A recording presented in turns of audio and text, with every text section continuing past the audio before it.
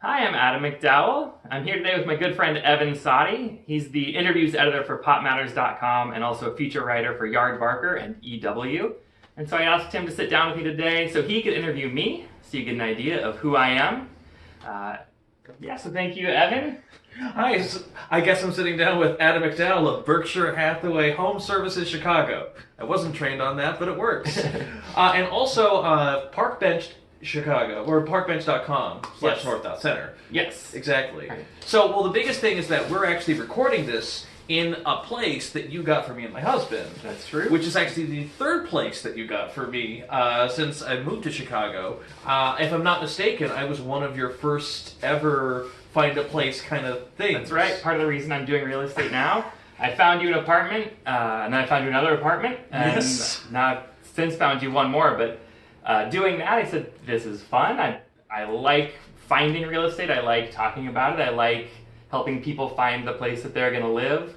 I helped a few other people move to the city as well, and I said, let me find a way to do this as a career, you know? Yeah. Well, and I think part of it too, if you don't mind me interjecting, is that when you found us our place in Andersonville, the land person there basically said, "Are you a broker? Are you sure you're not a broker?" Like constantly asking us questions whether or not you're a broker or not, which I think may have been like a little bit of kind encouragement that way too. Yeah, I had a sort of natural inclination to ask the hard questions and dig deep into, sure, these walls look nice, but what's behind them? What's under the carpet? Right. What issues come up here?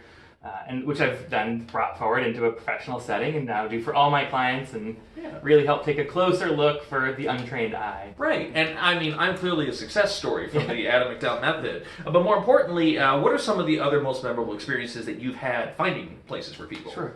I think my most memorable one is actually not a success story. I'm still working with the client.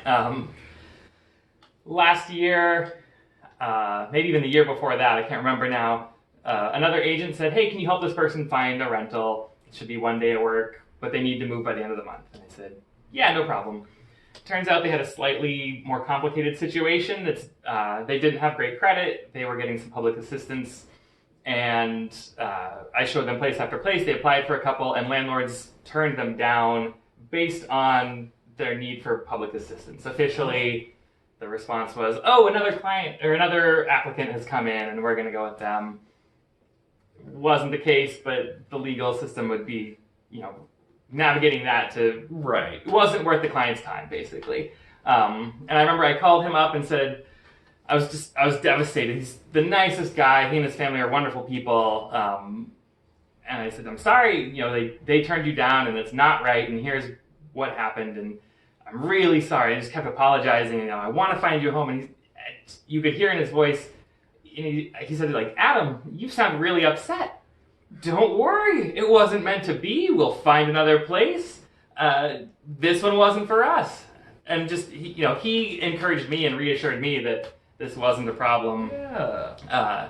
And it was just a really nice, that joy and that light that he brought was very memorable, and, helped me keep in mind that, I need to be the one to be more positive. Yeah. But this will turn out for the best.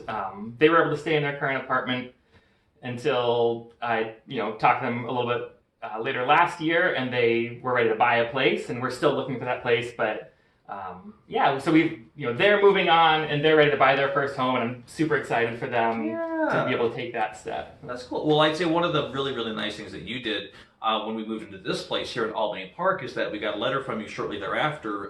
Instead of sending a calendar or a magnet or anything like that, as a lot of realtors do. I've dealt with some. The thing is, you actually sent us a letter indicating that you had actually donated to the Albany Park Theater Project, I believe, which is a local theater group here, and you did it in our names too, which was very sweet.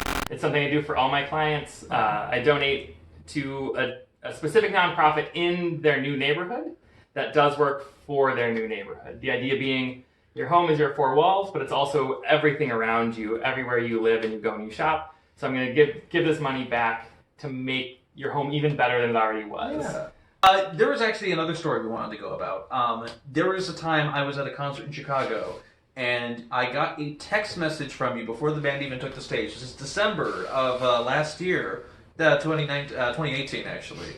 and it was like, hey, by the way, my daughter was just born. I think it's a very interesting, amazing story, but I wonder if we're okay with telling it. Sure.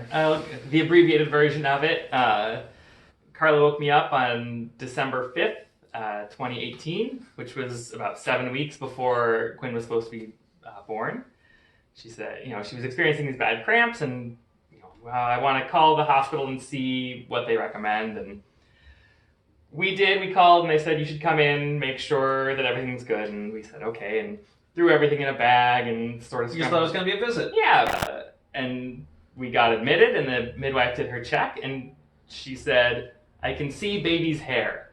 That's how far along Carla was. Quinn was already almost out at that point. It was 10:30 by the time we got in there.